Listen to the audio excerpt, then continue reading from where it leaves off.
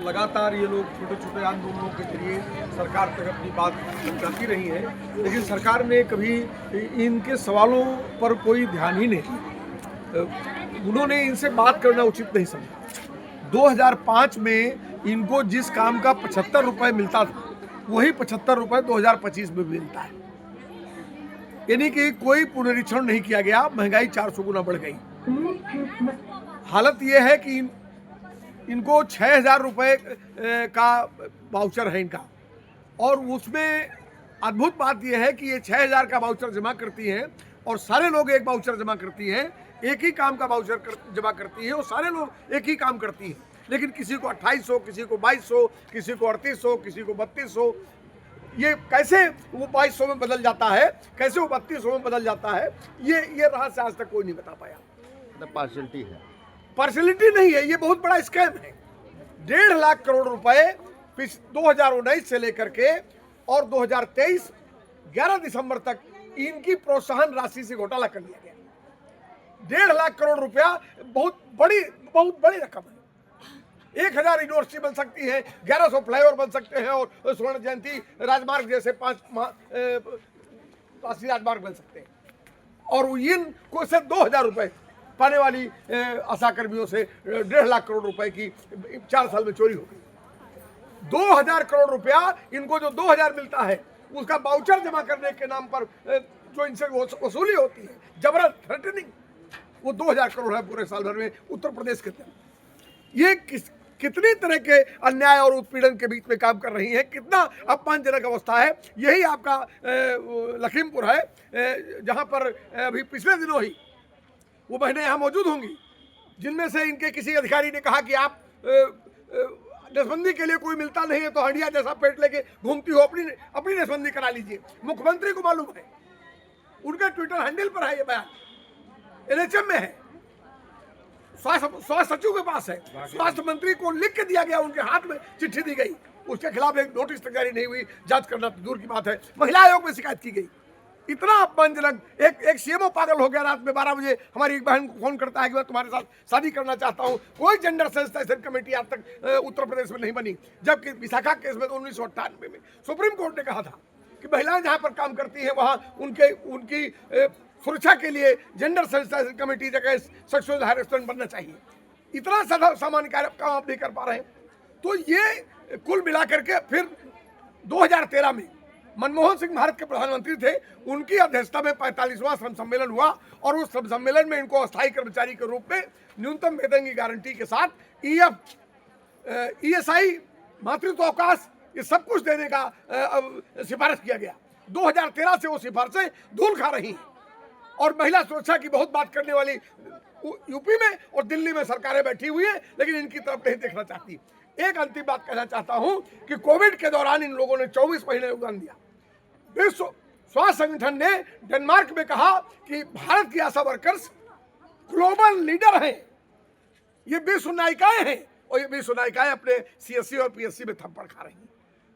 ये अपने बच्चे दूसरों का कुपोषण दूर करने का संदेश घर घर ले जाने वाली हमारी आशा बहनें खुद कुपोषित हो गई। 2000 रुपए में कौन से बाजार में कौन सी सब्जी खरीदेंगी और कौन सा राशन खरीदेंगी, ये सहज जाना जा सकता है। 2 लाख रुपए का बीमा अनुमन्य है।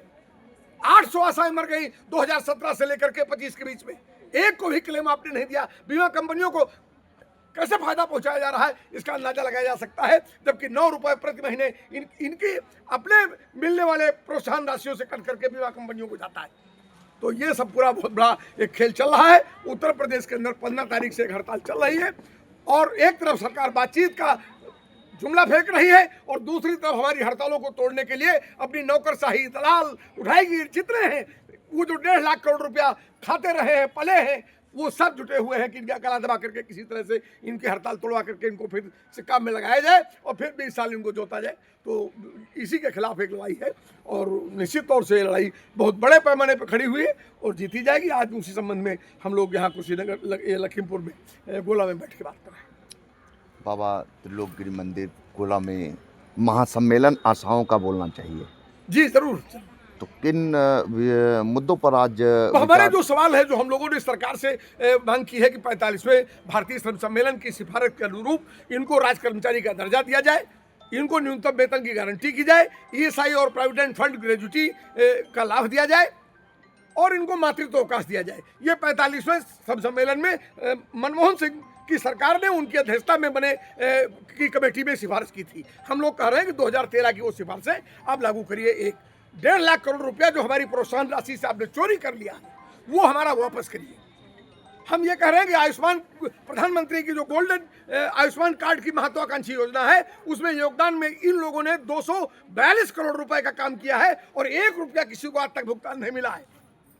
तो आप एक तरफ अपना श्रेय ले रहे हैं तो हम अपना वो 242 करोड़ रुपया चाहते हैं, हमारा दो तब अगला काम हमसे लो। और इसी तरह से हमारे और भी दस्तक संचारी 1000 रुपया 1 साल में मिलना चाहिए। 5 बार कराते साल में आपने 2005 से लेकर के आज तक 1 रुपया आपने नहीं दिया है।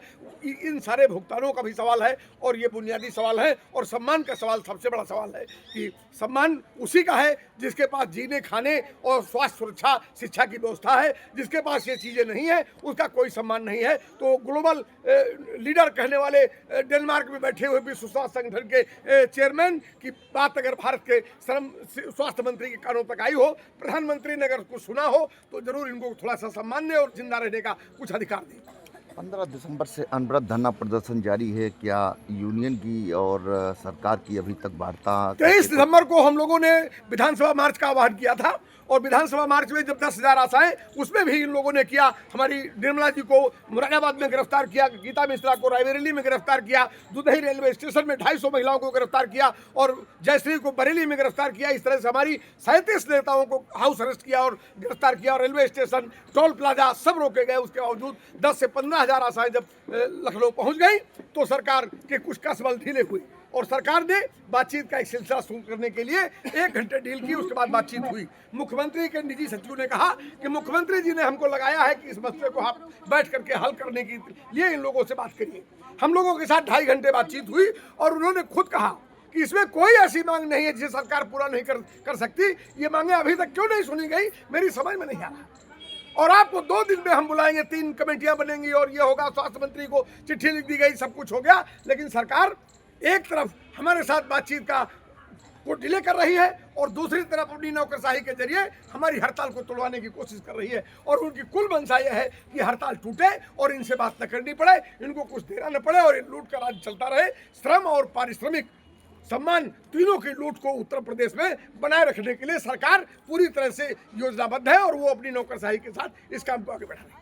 मतलब आपके अनुसार सरकार कोई पॉजिटिव नहीं, कोई उसकी कोई मंशा नहीं है। इसलिए वो 2.5 लाख करोड़ रुपए का जो स्कैम है उस स्कैम को अगर खाली एक्सपोज कर दिया जाएगा तो उसमें तो इनके 50 IAS अफसर जेल चले जाएंगे।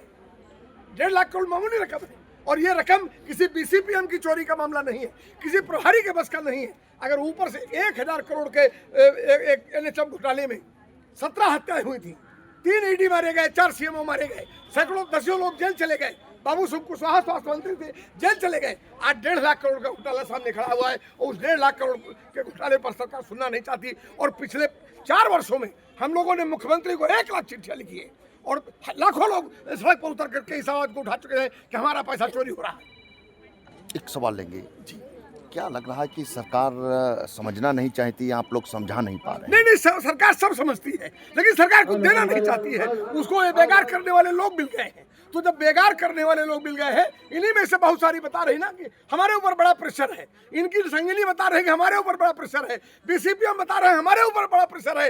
अरे भाई एक बार कहो ना कि 2000 रुपए में भूख से हमारे बच्चे मर रहे हैं, हमारे ऊपर इसका बहुत बड़ा प्रेशर है। ये कहने का कि जबान देने का काम संगठन करेगा इनको और जिस दिन ये जबान इनके अंदर आ जाएगी उस दिन सरकार सुनेगी और इनकी बात जरूर सुनेगी।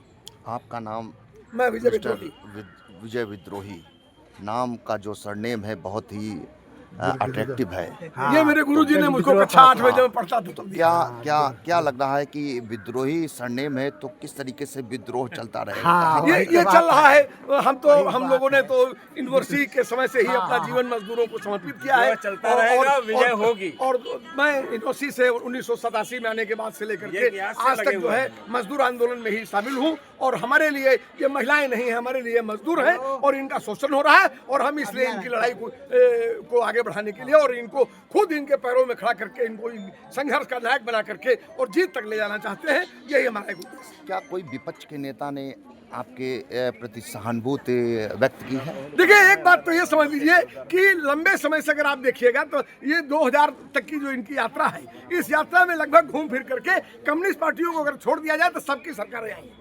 मायावती जी की सरकार रही, अखिलेश जी की सरकार रही और हमारे योगी जी की सरकार को 10 साल बीत गए और ये सब झूठ बोलते रहे।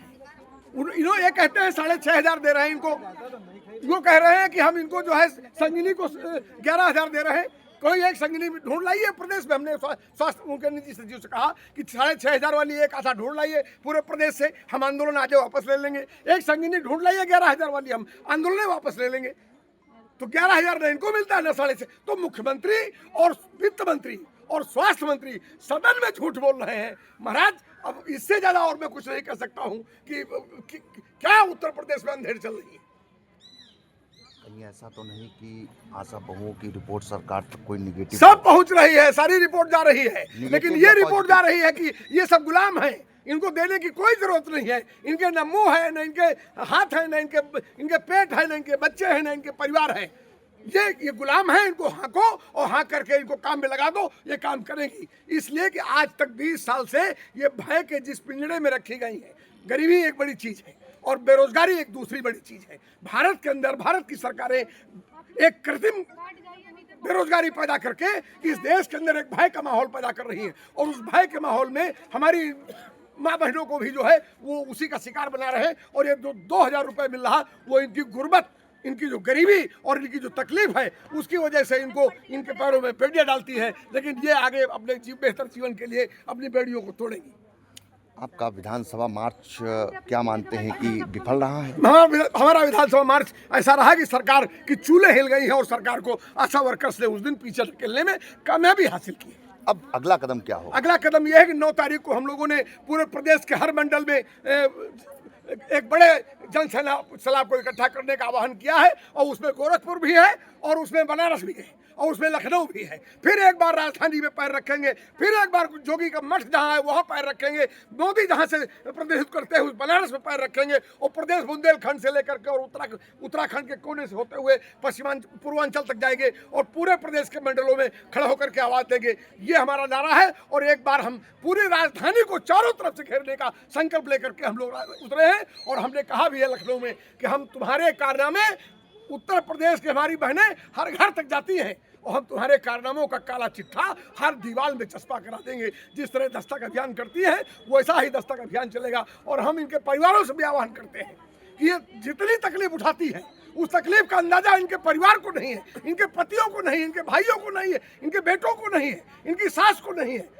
वो उस तकलीफ का अंदाजा सिर्फ इनको है। इसलिए इनकी तकलीफ समझें और वो भी संघर्ष के मैदान के साथ उतरे। और जिस दिन 2 लाख आशा कर्मियों के पति, देवर, भाई, बच्चे सड़क पर उतर पड़ेंगे, उस दिन उत्तर प्रदेश की सरकार गिरा देंगे।